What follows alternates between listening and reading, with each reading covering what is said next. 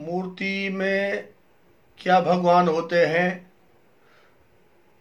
या मूर्ति की पूजा हम क्यों करें। आज जहां भी देखो चौथ तरफ एक बाढ़ आई हुई है हम मूर्ति की खंडना करने की, मूर्ति की, मंदिरों की निंदा करने की। अरे भाई, मंदिरों से आपको बहुत सारा लाभ है, मंदिरों को आप ऐसे मत समझिए। और मूर्ति में साक्षात ईश्वर का निवास होता है, उसकी प्राण प्रतिष्ठाएं होती है, हम उसको भाव से पूजते हैं।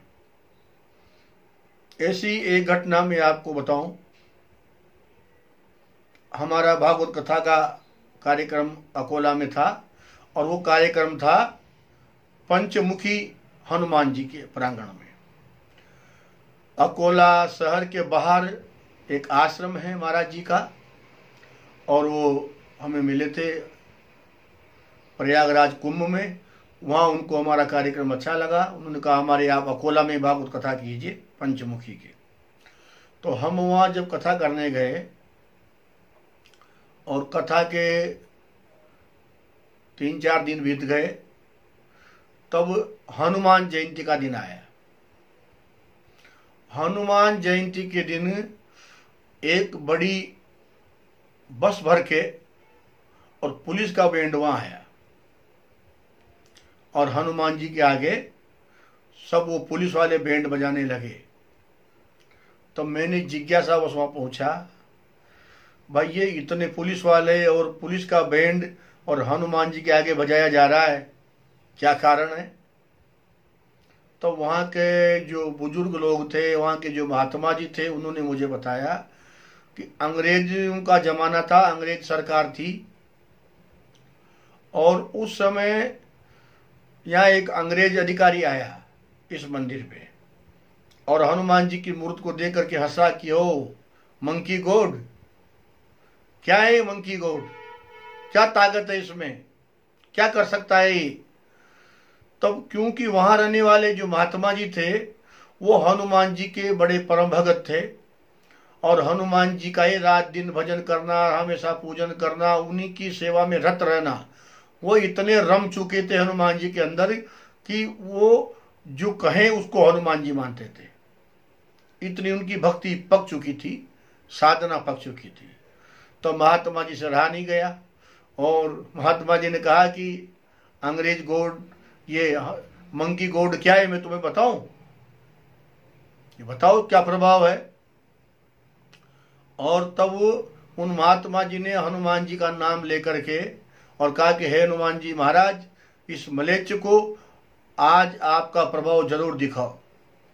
और ये कहकर के उस पेड़ को हिलाने लगे तो पेड़ में से सोने और चांदी के सिक्के, सोने की मोहरें और चांदी के सिक्के जो अंग्रेजों के चलते थे वो गिरने लगे धम-धम से। वहाँ एक बिछोना जैसा हो गया सिक्कों से, पेड़ से गिर गिर के। तो अंग्रेज इस सब चीज़ों को देख करके और दंग रह गया कि ये मंकी गॉड तो बहुत ही भारी है। और वो इतने प्रभावित हुए उन पंचमुखी हनुमान से अकोला में कि उन्होंने हमेशा के लिए लिख दिया है कि जब भी इस मंकी गॉड, इनकी हनुमान जी की बर्थडे, जन्मदिन आएगा तो पूरा पुलिस का बैंड यहाँ बजेगा।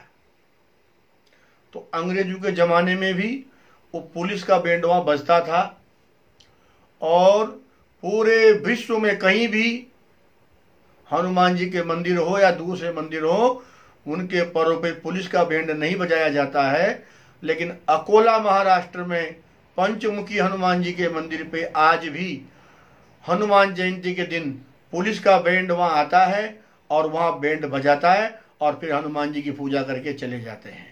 तो इससे सिद्ध होता है कि मूर्ति के अंदर ईश्वर या देवता निवास करते हैं। केवल हमारे देखने का नज़रिया ठीक होना चाहिए, क्योंकि उल्लू को दिन में नज़र नहीं आता।